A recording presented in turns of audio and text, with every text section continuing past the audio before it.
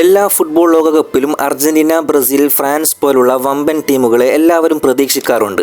പക്ഷേ അത്തരം പ്രവചനങ്ങളെയൊക്കെ കാറ്റിൽ പറത്തിക്കൊണ്ട് ചില അപ്രതീക്ഷിത ടീമുകൾ സെമി ഫൈനൽ വരെയോ ക്വാർട്ടർ വരെയോ മുന്നേറാറുണ്ട്.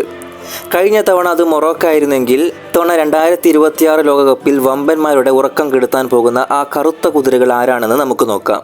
ഈ ലിസ്റ്റിലെ ആദ്യത്തെ രാജാവ് നോർവേ തന്നെയാണ്. നീണ്ട 28 വർഷങ്ങൾക്ക് ശേഷമാണ് അവർ ലോകകപ്പിന് യോഗ്യത നേടുന്നത്.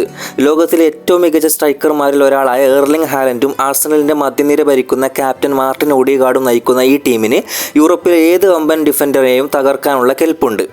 ഇവരാരും അത്ര ചെറുതായി കാണേണ്ടതില്ല. രണ്ടാമത്തെ ടീം സൗത്ത് അമേരിക്കയിൽ നിന്നുള്ള കൊളംബിയയാണ്. വളരെ മികച്ചൊരു അറ്റാക്കിംഗ് നിരയും ഒപ്പം പരിചയസമ്പന്നരായ ഡിഫൻഡർമാരുമുള്ള ടീമാണിത്. കൃത്യമായി പ്ലാനിങ്ങോടെ മികച്ച കൗണ്ടർ അറ്റാക്കുകളോടെയും കളിക്കുന്ന കൊളംബിയ ഗ്രൂപ്പ് ഘട്ടത്തിൽ മാത്രമല്ല നോക്കൌട്ടിലും ഏതൊരു വലിയ ടീമിനും ഏറ്റവും വലിയ ഭീഷണിയാക്കാൻ പോകുന്ന ടീമുകളിൽ ഒന്നാണ്. മൂന്നാമത്തെ ടീം ഏഷ്യയുടെ കരുത്തരായ ജപ്പാനാണ്.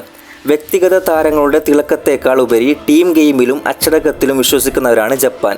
അതിവേഗത്തിലുള്ള കൗണ്ടർ അറ്റാക്കുകളും 90 മിനിറ്റും ഒരേ എനർജിയിൽ ഓടിക്കളിക്കാനുള്ള അവരുടെ സ്റ്റാമിന കൊണ്ടും ജർമ്മനിയെയും സ്പെയിനെയും ഒക്കെ അട്ടിമറിച്ച ചരിത്രം അവർക്കുണ്ട്.